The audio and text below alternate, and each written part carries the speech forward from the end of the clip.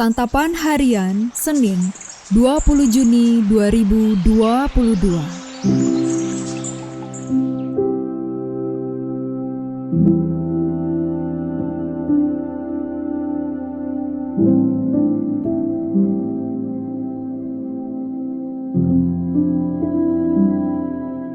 Inilah program Santapan Harian, sebuah program yang mengajak Anda menelusuri isi Alkitab, agar Anda menemukan makna firman Tuhan sesuai dengan konteksnya.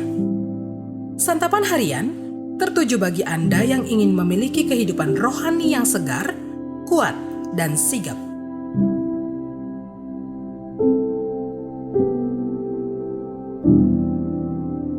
Hari ini kita akan membaca Roma pasal yang pertama, ayatnya yang ke-18 hingga ayatnya yang ke-32. Namun sebelumnya, mari kita berdoa.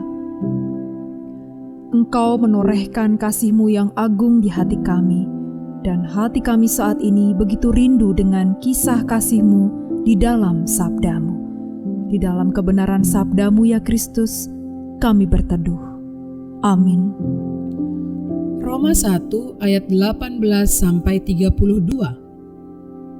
Sebab murka Allah nyata dari sorga atas segala kefasikan dan kelaliman manusia yang menindas kebenaran dengan kelaliman. Karena apa yang dapat mereka ketahui tentang Allah nyata bagi mereka, sebab Allah telah menyatakannya kepada mereka. Sebab apa yang tidak nampak daripadanya, yaitu kekuatannya yang kekal dan keilahiannya, dapat nampak kepada pikiran dari karyanya sejak dunia diciptakan, sehingga mereka tidak dapat berdalih. Sebab sekalipun mereka mengenal Allah, mereka tidak memuliakan Dia sebagai Allah atau mengucap syukur kepadanya. Sebaliknya, pikiran mereka menjadi sia-sia dan hati mereka yang bodoh menjadi gelap. Mereka berbuat seolah-olah mereka penuh hikmat, tetapi mereka telah menjadi bodoh. Mereka menggantikan kemuliaan Allah yang tidak fana dengan gambaran yang mirip dengan manusia yang fana, burung-burung, binatang-binatang yang berkaki empat, atau binatang-binatang yang menjalar. Karena itu, Allah menyerahkan mereka kepada keinginan hati mereka akan kecemaran, sehingga mereka saling mencemarkan tubuh mereka. Sebab mereka menggantikan kebenaran Allah dengan dusta dan memuja dan menyembah makhluk dengan melupakan penciptanya yang harus dipuji selama-lamanya. Amin. Karena itu Allah menyerahkan mereka kepada hawa nafsu yang memalukan, sebab istri-istri mereka menggantikan persetubuhan yang wajar dengan yang tak wajar. Demikian juga suami-suami meninggalkan persetubuhan yang wajar dengan istri mereka dan menyala-nyala dalam berahi mereka seorang terhadap yang lain, sehingga mereka melakukan kemesuman laki-laki dengan laki-laki, dan karena itu mereka menerima dalam diri mereka balasan yang setimpal untuk kesesatan mereka. Dan karena mereka tidak merasa perlu untuk mengakui Allah, maka Allah menyerahkan mereka kepada pikiran-pikiran yang terkutuk, sehingga mereka melakukan apa yang tidak pantas. Penuh dengan rupa-rupa kelaliman, kejahatan, keserakahan, dan kebusukan, penuh dengan dengki, pembunuhan, perselisihan, tipu muslihat, dan kefasikan. Mereka adalah pengumpat, pemfitnah, pembenci Allah, kurang ajar, congkak, sombong, pandai dalam kejahatan, tidak taat kepada orang tua, tidak berakal, tidak setia, tidak penyayang, tidak mengenal belas kasihan. Sebab walaupun mereka mengetahui tuntutan-tuntutan hukum Allah, yaitu bahwa setiap orang yang melakukan hal-hal demikian patut dihukum mati, mereka bukan saja melakukannya sendiri, tetapi mereka juga setuju dengan mereka yang melakukannya.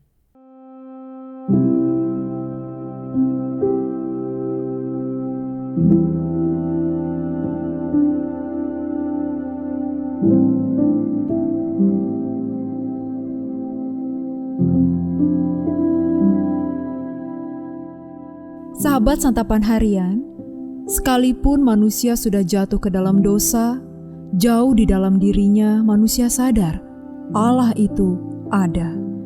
Permasalahan muncul ketika manusia memilih untuk mengabaikan Allah. Sebab ia bukan hanya menolak kebenaran, melainkan juga Allah, sang kebenaran. Manusia tahu tentang Allah, tetapi mereka menolaknya. Manusia menindas kebenaran dengan kelaliman. Artinya, mereka tahu kebenaran tentang Allah, tetapi mereka sengaja menekan dan meniadakannya supaya mereka dapat hidup menurut cara mereka sendiri. Karena manusia memilih untuk hidup dalam dosa, Allah membiarkan mereka terpuruk dalam dosa mereka dan menanggung akibatnya. Mereka hidup sama seperti binatang sebab mereka dikuasai hawa nafsu. Bahkan mereka mendorong orang lain untuk berbuat dosa juga. Manusia diciptakan lebih mulia dari semua ciptaan yang ada. Namun, akhirnya mereka lebih rendah daripada ciptaan lainnya.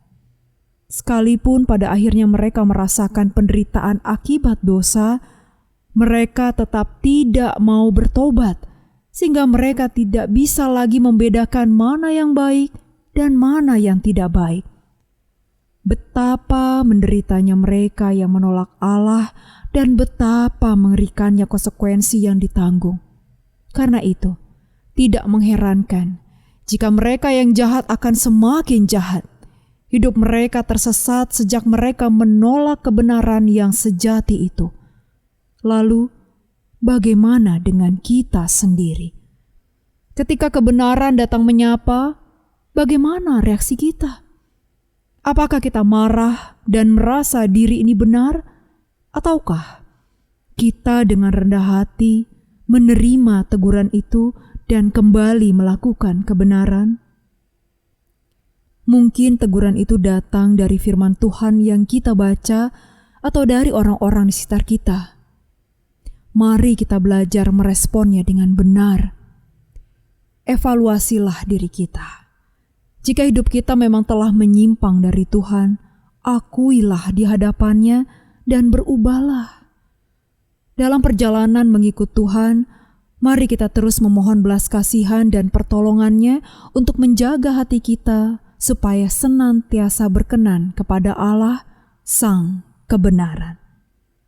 Mari kita berdoa. Yesus, Engkaulah kebenaran yang menyelamatkan kami. Engkau memberikan kami hidup. Kami berjanji untuk setia ikut kehendak-Mu dan selamanya hidup kami di dalam-Mu dan melakukan apa yang Engkau ingini. Di dalam nama-Mu, Kristus Yesus, kami berdoa. Amin.